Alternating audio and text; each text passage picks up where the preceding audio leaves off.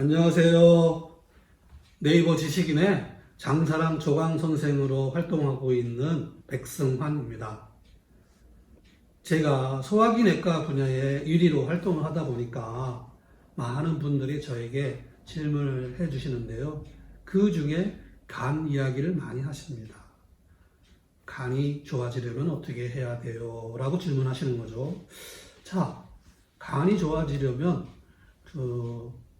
시중에 파는 무슨 그거 있잖아요. 곰.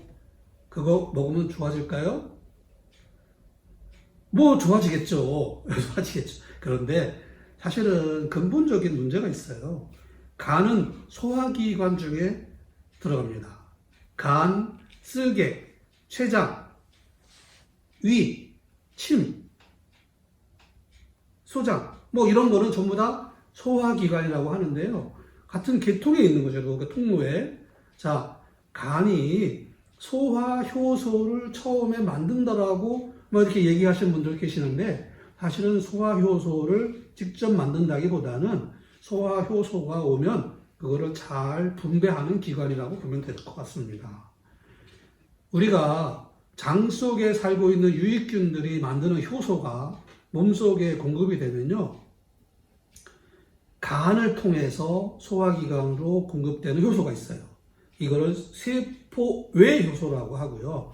심장을 통해서 전신으로 공급되는 것이 있어요. 이걸 세포내 효소라고 합니다.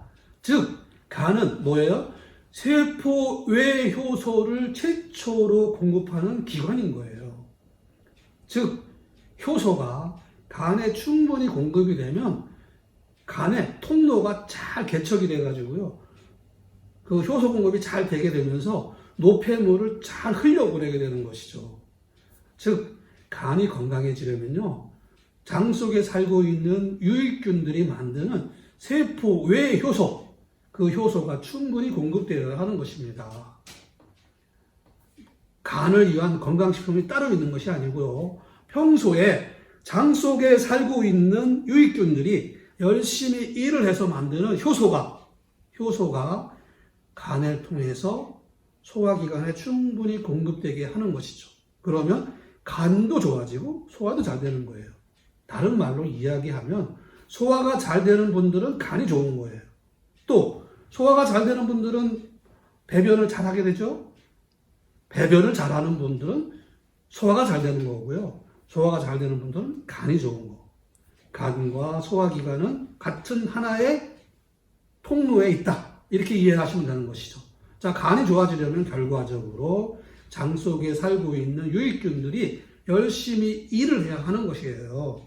간은 여기 있고 장은 밑에 있잖아요. 그런데 이게 결국은 같은 연장선상에 있다. 이렇게 이해하시면 됩니다. 그래서 간이 좋아지게 하기 위해서는 장 속의 유익균들이 열심히 일을 할 수 있도록 그들에게 먹이를 공급해 주셔야 하는데요. 이 먹이가 저분자 섬유소 조강식품입니다. 현미 껍질을 고온 증식해서 고분자가 저분자가 되게 만든 식품을 날마다 꾸준히 섭취해 주시면 정말로 간이 좋아지는 것이죠. 간이 깨끗해지는 것이죠. 간의 통로가 잘 개척이 돼서 노폐물이 쫙쫙 잘 빠져나가게 되는 것이죠. 하수구가 여러분 깨끗하면 어떻게 돼요? 노폐물이 쫙 내려가잖아요. 하수구가 막히면 노폐물이 올라오잖아요. 똑같은 원리입니다. 간을 깨끗하게 하는 방법은 결국 장 속에 있는 유익균들이 열심히 일을 해서 만드는 효소가 충분히 공급되게 하는 것입니다. 그러면 간이 깨끗해지고 열심히 일을 하게 되는 것이죠. 자, 오늘 간에 대해서 한번 이야기해 봤는데요. 자, 간이 건강해지려면 특별한 건강식품을 먹는 것이 아니라 장 속에 있는 유익균들이 열심히 일을 할 수 있도록 해주는 것이에요. 그러면 만족할 만한 결과를 얻게 되시는 겁니다. 감사합니다. 즐거운 날 되시기 바랍니다.